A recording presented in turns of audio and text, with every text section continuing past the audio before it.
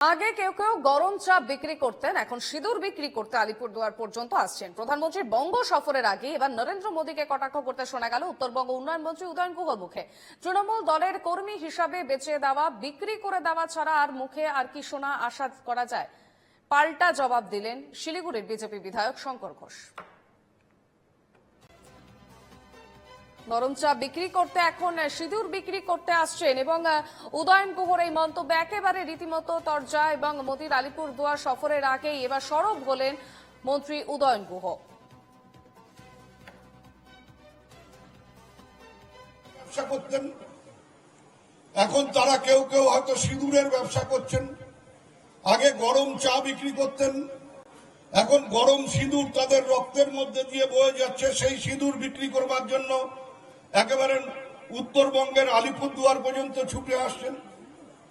কিন্তু আমার বক্তব্যটা হচ্ছে যে এইভাবে মানুষের মধ্যে বিষ ঢুকিয়ে দেওয়ার চেষ্টা করবেন না।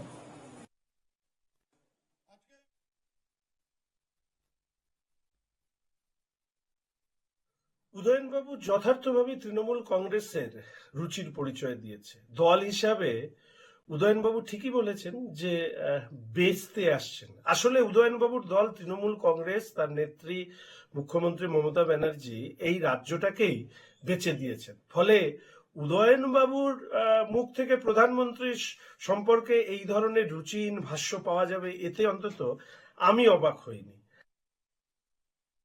কথা বলছেন, কেউ গরম চা বিক্রি করতেন, এখন তিনি গরম সিঁদুর বিক্রি করবার চেষ্টা করছেন। আমরা ওই ধরনের ব্যবসা করার জন্য এটা করি না। আমাদের কথা হচ্ছে সাম্প্রদায়িক সম্প্রীতিকে রক্ষা করতে হবে, মানুষকে এগিয়ে নিয়ে যেতে হবে। যারা মারা গেছেন তাদের মধ্যে তো আদিল শেখ ছিল, তারপরে ওই ঝন্টু শেখ ছিল, সবার কথাই তো ভাবতে হবে। আমাদের সঙ্গে সরাসরি রয়েছেন আমাদের প্রতিনিধি দেবারতী ঘোষ। দেবারতী, মোদী সফরের আগে একেবারে পারদ উত্তপ্ত এবং জানা যাচ্ছে যে উদয়ন গুহ বেফাঁস মন্তব্য করে দিলেন। তিনি বললেন যে আগে চা বিক্রি করতো, এখন সিঁদুরের ব্যবসা করছেন নরেন্দ্র মোদী।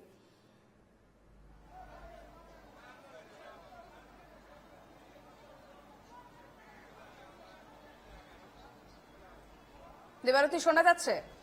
দেখো, দলগতভাবে তৃণমূল কংগ্রেসের যে সিদ্ধান্ত, সেই সিদ্ধান্ত হলো যে জাতীয় স্বার্থে, অর্থাৎ যখন পাকিস্তানের বিরুদ্ধে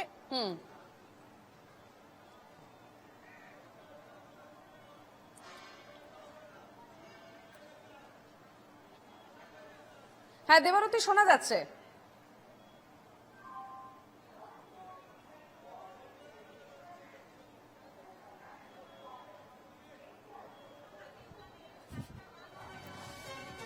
জাতীয় স্বার্থে যখন পাকিস্তানের বিরুদ্ধে ভারতের সরকার, অর্থাৎ কেন্দ্রীয় সরকার যখন তারা তোপ দেখেছেন বা একই সঙ্গে প্রত্যুত্তর দেওয়ার, পাল্টা প্রত্যুত্তর দেওয়ার সিদ্ধান্ত নিয়েছিলেন, তখন কিন্তু দলগত নির্বিশেষে তৃণমূল কংগ্রেস তারা সিদ্ধান্ত নিয়েছিলেন যে কোন রকম প্রতিদ্বন্দ্বিতা নয়, সেক্ষেত্রে কেন্দ্রীয় সরকারের পাশে থাকবে তৃণমূল কংগ্রেস।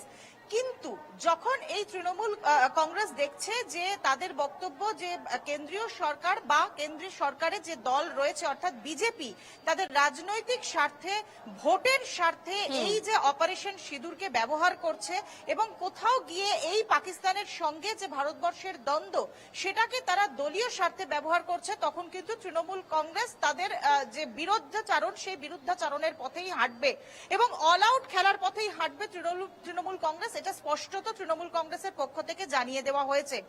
জাতীয় স্বার্থে একদিকে যখন অভিষেক বন্দ্যোপাধ্যায় জাতীয় দলের সঙ্গে বিভিন্ন দেশে ঘুরে বেড়াচ্ছেন, যেখানে তিনি তুলে ধরছেন যে যেখানে ভারতের সার্বভৌমত্ব বা ভারতের যে নিরাপত্তা ব্যবস্থা, সেই নিরাপত্তা ব্যবস্থার উপর আঘাত এনেছিল পাকিস্তান এবং সেই কারণেই যথাযথ প্রত্যুত্তর দিয়েছিল ভারতের সরকার।